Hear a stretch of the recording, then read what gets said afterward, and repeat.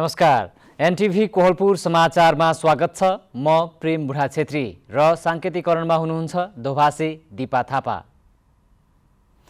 हरेक वर्ष आगलागी, बाढी पहिरो, चट्याङ जस्ता विपद जोखिम न्यूनीकरण गर्न सरकारी निकायबाट विभिन्न प्रयासहरू भइरहेको हुन्छ।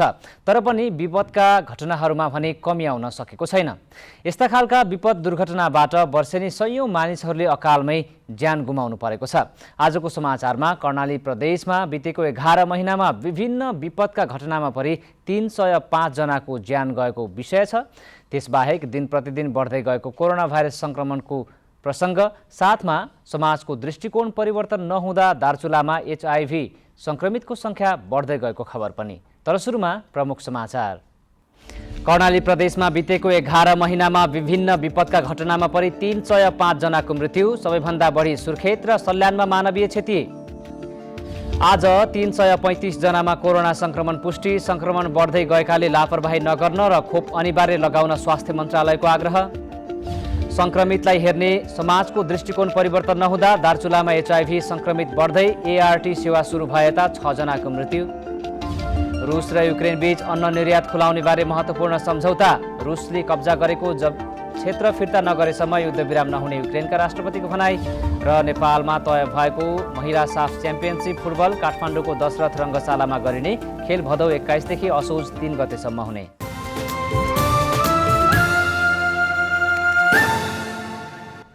समाचार अब विस्तारमा। कर्णाली प्रदेशमा बितेको 11 महिनामा विभिन्न विपदका घटनामा परि 305 जनाको मृत्यु भएको छ, जसमध्ये सबैभन्दा बढी सुर्खेतमा 68 जनाले ज्यान गुमाएका छन्। सुर्खेतपछि सबैभन्दा बढी सल्यानमा 62, मुगुमा 39, दैलेखमा 22, जाजरकोटमा 30 र कालीकोटमा 23 जनाले ज्यान गुमाएका छन्।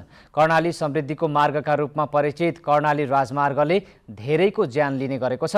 प्रदेश सरकारको तथ्याङ्क अनुसार 11 महिनामा आगलागीबाट 15 जनाले ज्यान गुमाएका छन् भने बाढी र पहिरोमा परि 50 जनाले ज्यान गुमाएका छन्। यस्तै चट्याङ लागेर 4 जनाले ज्यान गुमाएका छन्। कर्णालीको हिमाली क्षेत्रमा हिम पहिरोको समेत जोखिम रहेको छ। हिम पहिरोमा परि 4 जनाको मृत्यु भएको छ। प्रदेश सरकारले विपद जोखिम न्यूनीकरणका लागि विपद प्रभावित, विस्थापित, खोज उद्धार, राहत तथा पुनर्लाभ र पुनर्स्थापनाको लागि स्पष्ट कानुनी व्यवस्था गरेको बताएको छ। आन्तरिक मामिला तथा कानुन मन्त्री हिमबहादुर शाहीले विपद व्यवस्थापनका लागि स्थानीय सरकारदेखि सङ्घीय सरकारले समेत योजना बनाएकाले पूर्व तयारीका गतिविधिहरू भइरहेको बताउनुभयो। राहत सामग्रीको पनि पूर्व भण्डारणको व्यवस्था र जनचेतना अभिवृद्धि गर्ने कार्य अघि बढाइएको प्रदेश सरकारले जनाएको छ। वर्षेनी प्राकृतिक विपदका घटनाबाट सयौंले अकालमा ज्यान गुमाइरहेका हुन्छन्। यसलाई न्यूनीकरण गर्न हरेक निकायबाट प्रयासहरू भए तापनि दुर्घटनामा कमी आउन सकेको छैन। यसै सन्दर्भमा आज हामीले सल्यानका केही नागरिकहरूलाई प्राकृतिक विपद घटनामा न्यूनीकरण गर्न के गर्नु पर्ला भनेर सोधेका छौं। हेरौं आजको आवाजमा।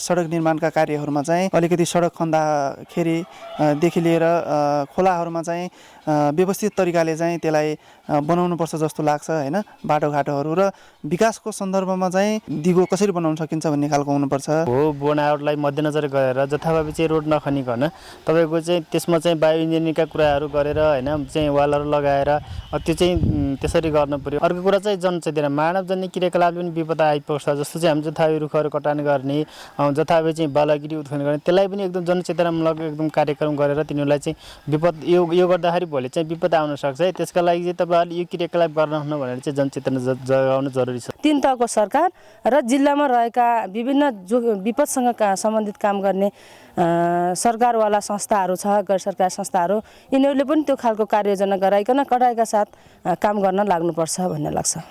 सबैभन्दा पहिले त हामीसँग हरेक जति पनि स्थानीय तहहरू छन् र हरेक वडा र गाउँपालिकासँग त्यसको चाहिँ योजना चाहिँ हुनु पर्यो र त्यो योजना अनुरूप चाहिँ कार्यान्वयनको बलियो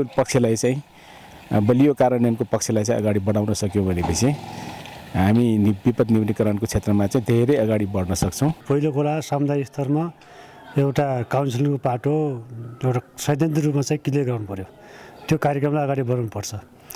दोस्रो कुरा एउटा सबै तहका सरकारहरूले, तिनवटै तहका सरकारहरूले यो अहिले बाढीबाट हुने क्षति, सडक दुर्घटनाबाट हुने क्षति, आगलागीबाट हुने क्षति, ठुला जोखिमका कुराहरू अहिले छन्। स्थानीय तहको महत्त्वपूर्ण भूमिका चाहिँ हुन्छ र समग्र तीन तहको सरकारले यो विपद व्यवस्थापनलाई रोक्न सक्छ र समग्रमा अझै पनि छिटोभन्दा छिटो चाहिँ यो विपद व्यवस्थापनलाई चाहिँ न्यूनीकरण गर्न चाहिँ स्वयंसेवकहरूको एउटा स्वयंसेवक गठन गरेर यसलाई परिचालन गर्नुभयो भने झन् यसको चाहिँ चाँडोभन्दा चाँडो फलदायक चाहिँ उपलब्धि हुन्छ। सबैभन्दा पहिला राज्यले एउटा चाहिँ मापदण्ड तयार गर्नुपर्छ र स्थानीय तहले त्यसको ऐन नियम कार्यविधिहरू तयार गर्नुपर्दछ र खास गरी स्पेयर मापदण्ड छ त्यसलाई चाहिँ अक्षरशः पालना गर्नुपर्दछ र सँगसँगै चाहिँ हामी विकासका पूर्वाधारहरू बनाउँदाखेरि सम्भावित जोखिमहरूलाई न्यूनीकरण गर्ने गरी अगाडि बढ्नुपर्छ।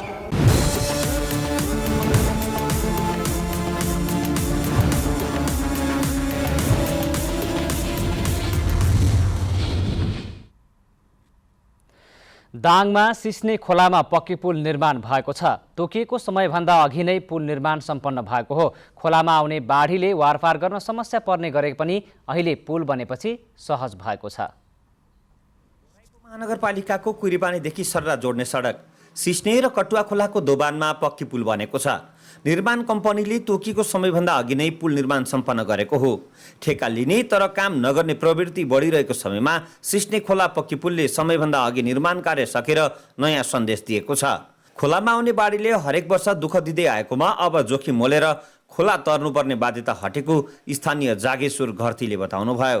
पहिला त अब अप्ठ्यारो थियो, दुःख थियो, मान्छेलाई बगाएर नि लग्थ्यो धेरैलाई, अहिले त धेरै सहज भएको छ। एकै स्थानमा दुईवटा पुल निर्माण भएको देख्दा स्थानीयहरूले यसलाई जुम्लिया पुलको नाम पनि दिएका छन्। लुम्बिनी प्रदेश सरकारले 4 लेन सडक अन्तर्गत एकै स्थानमा दुईवटा पक्की पुल निर्माण गरेको हो। 19 करोड 60 लाख 14 हजारको लगानीमा पुल बनेको छ। निर्माण कार्य छिटो सम्पन्न हुँदा आफूहरू खुसी भएको स्थानीय नारायण गोराथोकीले बताउनुभयो। धेरैभन्दा धेरै दुःख थियो, हस्पिटलहरू जाँदाखेरि बिरामी पर्दाखेरि धेरै अप्ठ्यारो थियो, तर अहिले चाहिँ अब चाहिँ सम्पूर्ण चाहिँ सुविधा भयो। चाहने हो भने तोकिएको समयभन्दा अघि नै काम सम्पन्न गर्न सकिने उदाहरणहरू मध्येको यो एउटा पुल बनेको हो। भौतिक निर्माण कार्यलाई छिटो सम्पन्न गर्ने र गुणस्तरीयतामा ध्यान दिन भने जरुरी छ। दशरथ घिमिरे, नेपाल टेलिभिजन, लुम्बिनी प्रदेश, दाङ। सामुदायिक वन उपभोक्ता महासंघ नवलपरासीले संघीय वन ऐन एवं नियमावलीका साथै संरक्षित क्षेत्र घोषणा तथा विस्तार कार्य समुदायको विरुद्धमा रहेको भन्दै खारेजीको मागसहित आन्दोलन गर्ने भएको छ। स्थानीय सामुदायिक वन उपभोक्ता महासंघ बर्दघाट र सामुदायिक वन उपभोक्ता महासंघ नवलपरासीको संयुक्त आयोजनामा आज बर्दघाट 10 अलावोलमा भएको कार्यक्रममा सहभागीहरूले उक्त निचोडसहित कार्यक्रम सम्पन्न गरेका छन्। सामुदायिक वन उपभोक्ता समूहको परम्परागत ज्ञान र सिपको प्रयोग गर्दै अधिकारमुखी दिगो वन व्यवस्थापन हुन जरुरी रहेको कार्यक्रममा बोल्ने वक्ताहरूले माग गरेका थिए। सरकारले असार 16 गते ल्याएको वन नियमावली 2079 का प्रावधानमा सरकारवालाहरूले चर्को विमति जनाएका हुन्। महिलालाई जबरजस्ती यौन व्यवसायमा लगाउने 3 जनालाई दाङ प्रहरीले पक्राउ गरेको छ। घोराही उपमहानगरपालिका 12 हापुरका 50 वर्षीय इन्द्रबहादुर केसी, तुलसीपुर उपमहानगरपालिकाका 17 का 36 वर्षीय झमन विक र घोराही 10 की 42 वर्षीय सीता विकलाई पक्राउ गरेको जिल्ला प्रहरी कार्यालय दाङका प्रमुख सुरेश प्रसाद काफ्लेले जानकारी दिनुभयो। पक्राउ परेका पुरुषहरूले किशोरी तथा महिलाहरूको खोजी गरी यौन शोषण गर्ने र अन्त्यमा होटलमा लगेर अवैध यौन धन्दामा लगाई मोटो रकम असुल्ने गरेको प्रहरीले जनाएको छ। पक्राउ परेकी महिलाले भने उक्त काममा सघाउने गरेको अनुसन्धानबाट खुलेको छ। पक्राउ परेका उनीहरू विरुद्ध मानव बेचबिखन मुद्दामा अनुसन्धान भइरहेको प्रहरी प्रमुख काफ्लेले बताउनुभयो।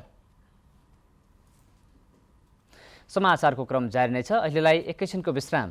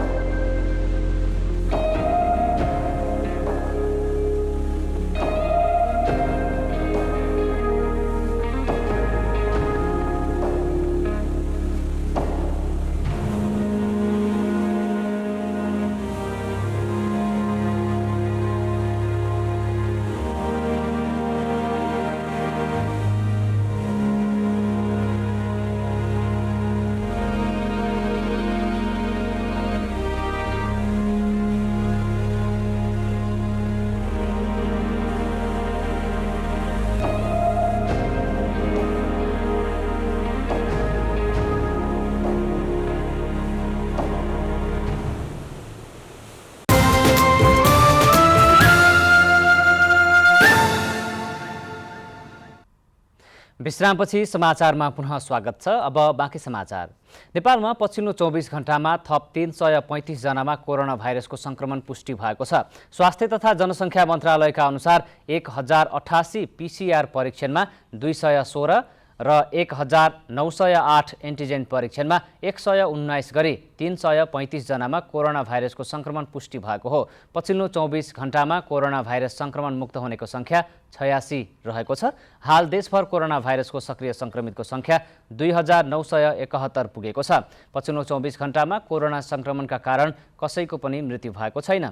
यसैबीच स्वास्थ्य तथा जनसङ्ख्या मन्त्रालयले कोरोना भाइरसको संक्रमण बढ्दै गएपछि भिडभाड नगर्न र सावधानी अपनाउन सबैलाई आग्रह गरेको छ।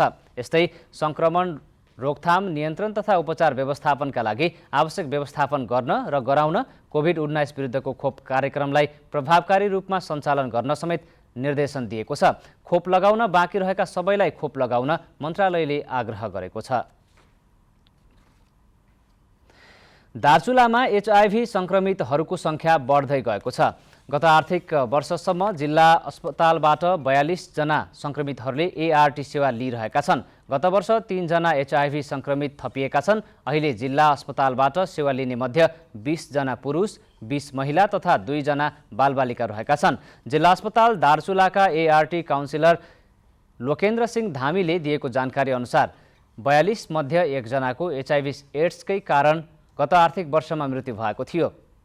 आर्थिक वर्ष 2070-71 देखि जिल्लामा ART सुरु भए यता HIV एड्सका कारण 6 जनाले ज्यान गुमाएका छन्। संक्रमितहरूलाई हेर्ने समाजको दृष्टिकोण परिवर्तन नहुँदा पनि महिला पुरुष समयमै उपचारका लागि खुल्न नसक्दा जोखिम बढ्दै गएको जिल्ला अस्पताल दार्चुलाका ART काउन्सिलर लोकेन्द्र सिंह धामीले बताउनुभयो। राष्ट्रपति शैक्षिक सुधार कार्यक्रम अन्तर्गत पढ्दै कमाउँदै कार्यक्रम सुर्खेतमा प्रभावकारी बन्दै गएको छ। प्राविधिक विधामा अध्ययन गर्ने कक्षा 12 सम्मका विद्यार्थीहरूलाई लक्षित गरी सञ्चालन गरेको कार्यक्रमले सुर्खेतमा 317 विद्यार्थीलाई समेटेको छ। पढ्दै कमाउँदै विद्यालय सहयोग कार्यक्रम सुर्खेतका जनज्योति माध्यमिक विद्यालय बराताल 5 बड्डीचोर, सूर्य प्रकाश माध्यमिक विद्यालय पञ्चपरी 2 फलैटे र नेपाल राष्ट्रिय माध्यमिक विद्यालय गुरुबाकट 6 बडाखोलीमा सञ्चालन भएको छ।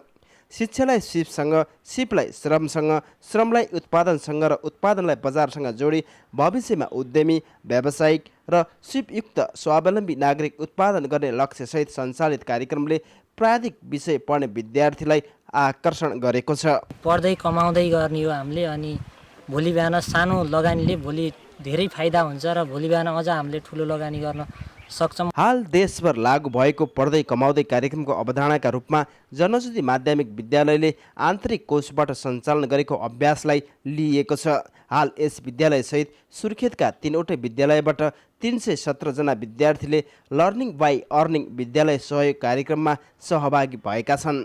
सुँगुर पाल्न सिकियो, अब ब्रोइलर पाल्न, अनि लोकल कुखुराहरू सबै सिकिसक्यो। पैसाको अभावमा प्राविधिक शिक्षा लिनबाट कोही वञ्चित नहुन् भनी कार्यक्रमले पढाइसँगै आम्दानी हुने वातावरण सृजना गरेको छ। विद्यार्थीहरू एउटा कुरामा के चाहिँ कुरामा ढुक्क छन् भने हामीले प्राविधिक धार पढियो, अब चाहिँ हामीले आफ्नो पेट आफै पाल्न सक्छौँ भन्ने खालको चाहिँ भावना विकसित भएको छ। विद्यालय अनुसार 5 देखि 10 जनासम्मको समूह बनाई व्यवसाय गर्नका लागि पढ्दै कमाउँदै विद्यालय सहयोग कार्यक्रम अन्तर्गत विद्यालयहरूले प्रति समूहलाई 50,000 सम्म व्यवसाय सञ्चालनका लागि रकम उपलब्ध गराउने गरेका छन्। नेपाल टेलिभिजनका लागि मान बहादुर ओली, सुर्खेत। विदेशमा गर्ने मेहनत स्वदेशकै उर्वर भूमिमा गर्ने हो भने कृषि कर्मबाट मनग्गे आम्दानी गर्न सकिन्छ। यसको उदाहरणीय जिल्ला गुल्मी बनेको छ। पछिल्लो समय आधुनिक सिप र प्रविधिको प्रयोग गर्दै कृषि तथा पशुपालनमा युवाहरूले मनग्गे आम्दानी गरिरहेका छन्। गुल्मी जिल्लाको इस्मा गाउँपालिका वडा नम्बर 3 का गोकर्णा नेपाली 120 रोपनी जग्गामा 39 प्रजातिका घाँस खेती र 38 वटा बाख्रा पालन गर्नु भएको छ। उहाँले ग्यालेक्सी कृषि तथा पशु पंक्षी फार्म दर्ता गरेर यो आर्थिक वर्षमा गुल्मी लगायत 21 वटा जिल्लामा 18 लाखको घाँस बिरुवा बिक्री वितरण गर्नु भएको छ। आवश्यकता अनुसार प्रविधि ज्ञान र सिपको प्रयोग गर्न सकेमा कृषिमा भविष्य रहेको कृषक गोकर्णा नेपालीको भनाइ छ। कृषिमा सम्भावना एकदम धेरै छ।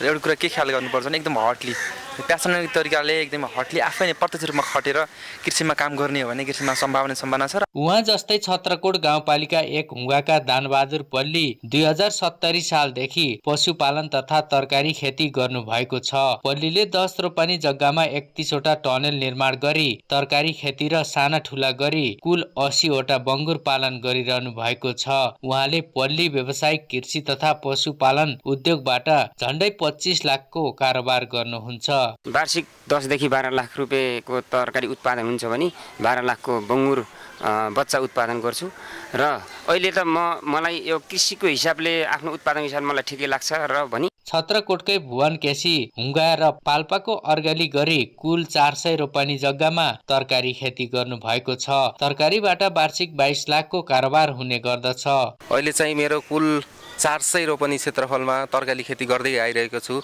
अहिले मसँग 3 लाख बोट डल्ले खुर्सानी, 70,000 बोट टमाटर, काउली, बन्दा, मुलाहरू भइरहेको छ। कृषि ज्ञान केन्द्र गुल्मीले व्यावसायिक रूपमा कृषि व्यवसाय गरेर मनग्गे आम्दानी गरिरहेका मध्ये जिल्लाभरबाट छनौट गरेर कुल 16 व्यावसायिक कृषकहरूलाई सम्मान गरेको कृषि ज्ञान केन्द्र गुल्मीका प्रमुख नवराज भण्डारीले बताउनुभयो। साना किसानलाई लक्षित गरेर एक खालको कार्यक्रम छ। त्यसै गरी युवा किसानलाई लक्षित गरेर एक खालको छ भने सामान्य किसान जुन चाहिँ नि आम नागरिक हाम्रो गुल्मी जिल्लाको सम्पूर्ण मान्छे किसान नै हुन्। मेहनत र परिश्रम गर्ने हो भने स्वदेशमै केही गर्न सकिन्छ भन्ने उदाहरण गुल्मीका कृषक युवाहरूले पेश गरेका छन्। अनिल खत्री, नेपाल टेलिभिजन, लुम्बिनी प्रदेश, गुल्मी। समाचारको क्रम जारी नै छ, एकैछिनको विश्राम।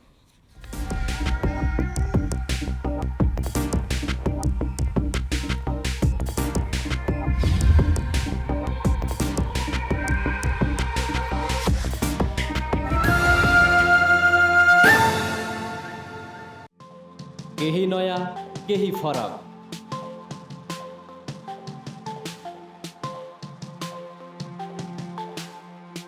राष्ट्रिय सञ्चारको मेरुदण्ड नेपाल टेलिभिजनको प्रादेशिक च्यानल एनटिभी कोहलपुर। पश्चिम नेपालको लुम्बिनी, कर्णाली र सुदूर पश्चिमको एकमुष्ट आवाज। सत्य समाचार, तटस्थ विचार। कार्यक्रममा मौलिकता, समावेशिता र विकासमा विस्तार। डिजिटल दुनियाँमा तपाईको विचार र भावनालाई संसारसँग जोड्दै एनटिभी कोहलपुर। सूचना, शिक्षा र मनोरञ्जनको यो यात्रा हो समृद्धिको।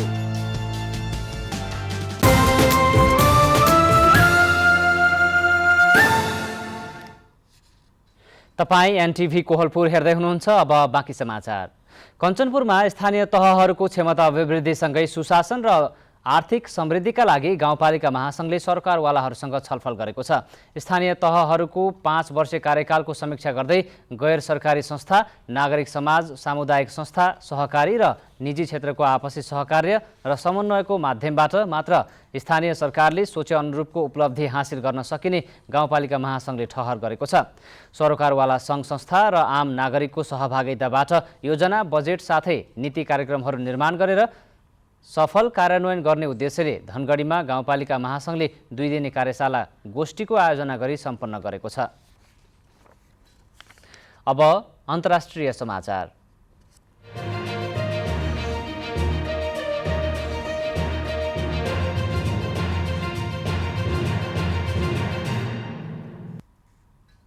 युक्रेनका राष्ट्रपति भलोदिमिर जेलेन्स्कीले रुसले कब्जा गरेको क्षेत्र फिर्ता नगरेसम्म युद्धविराम नहुने बताउनु भएको छ। युद्धविरामको फाइदा उठाएर रुसले युद्धको थप तयारी गर्ने र पुनः आक्रमण गर्न सक्ने भएकाले भरपर्दो सम्झौता बिना युद्धविराम गर्न नहुने पनि जेलेन्स्कीको भनाइरहेको छ। विभिन्न बहानाबाजी गर्दै रुसले तत्कालीन सोभियत सङ्घमा आबद्ध राज्यलाई आफ्नो नियन्त्रणमा लिने कोसिस गरिरहेको भन्दै युक्रेनी राष्ट्रपति जेलेन्स्कीले रुसमाथि विश्वभरबाट दबाव र प्रतिबन्ध नलगाएमा विश्वकै लागि रुस का गतिविधि खतरनाक बन्दै जाने पनि दावी गर्नुभयो। यता रुस र युक्रेन बीच अन्न निर्यात खुलाउने बारे महत्त्वपूर्ण सम्झौतामा हस्ताक्षर भएको छ। सम्झौता अनुसार अब युक्रेनी बन्दरगाहमा रोकिएको हजारौं टन खाद्यान्न विश्व बजारमा निर्यात हुनेछ। यसैबीच अन्न निर्यात गर्न पाउने बारे युक्रेन र रुसले महत्त्वपूर्ण सम्झौता गरेको एक दिनपछि आज एक मुख्य युक्रेनी बन्दरगाह सहरमा विस्फोटहरू भएका छन्। पश्चिमी सहर ओडेसामा आज बिहान 2 वटा क्षेप्यास्त्र प्रहार भएको युक्रेनी सेनाले जनाएको छ। अब आर्थिक समाचार।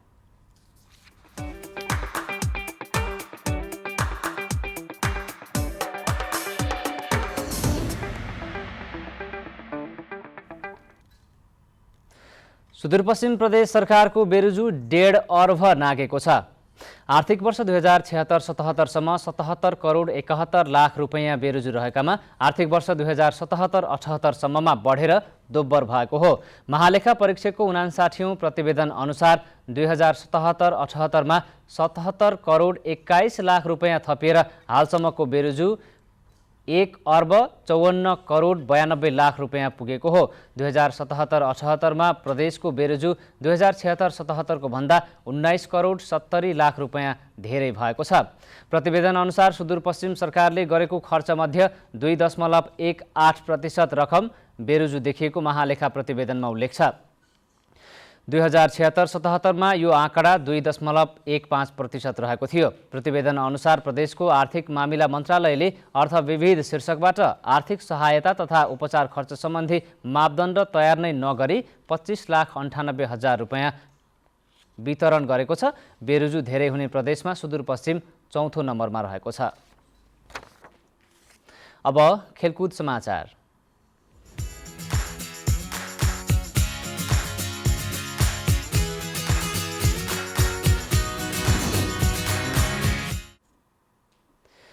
नेपालमा तय भएको महिला साफ च्याम्पियनसिप फुटबल काठमाडौँको त्रिपुरेश्वर स्थित दशरथ रङ्गशालामा आयोजना हुने भएको छ। अखिल नेपाल फुटबल सङ्घ एन्फाले महिला साफ दशरथ रङ्गशालामा गर्ने निर्णय गरेको हो। एन्फाले गठन गरेको साफ आयोजक कमिटीका संयोजक तथा एन्फाका वरिष्ठ उपाध्यक्ष वीरबहादुर खड्काले प्रतियोगिता दशरथ रङ्गशालामा आयोजना हुने जानकारी दिनुभयो। साफ च्याम्पियनसिप भदौ 21 देखि असोज 3 गतेसम्म हुनेछ। प्रतियोगितामा नेपाल, भारत, भुटान, बङ्गलादेश, मालदिप्स, श्रीलङ्का र पाकिस्तानले प्रतिस्पर्धा गर्दैछन्। नेपालले यसअघि 5औं संस्करणको महिला साफ आयोजना गरेको थियो। अब मौसम।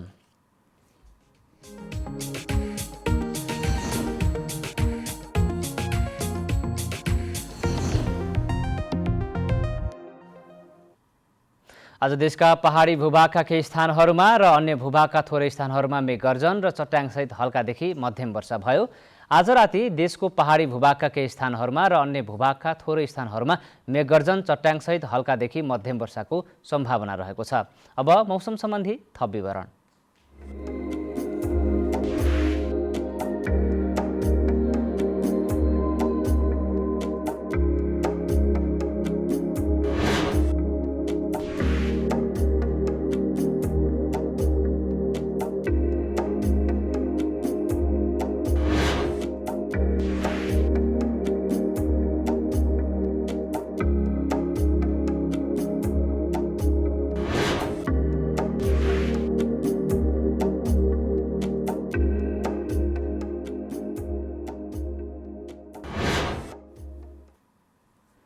समाचारको अन्त्यमा प्रमुख समाचार पुनः एकपटक। कर्णाली प्रदेशमा बितेको 11 महिनामा विभिन्न विपदका घटनामा परि 305 जनाको मृत्यु, सबैभन्दा बढी सुर्खेत र सल्यानमा मानवीय क्षति। आज 335 जनामा कोरोना संक्रमण पुष्टि, संक्रमण बढ्दै गएकाले लापरवाही नगर्न र खोप अनिवार्य लगाउन स्वास्थ्य मन्त्रालयको आग्रह।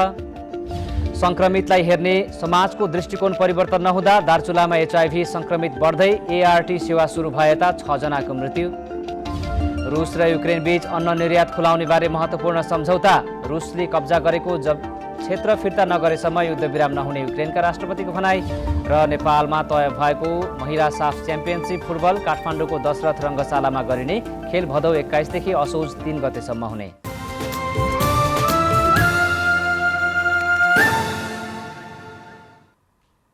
हवस् त, अहिलेलाई समाचारको सिलसिला यति नै। बिदा दिनुहोस्। नमस्कार।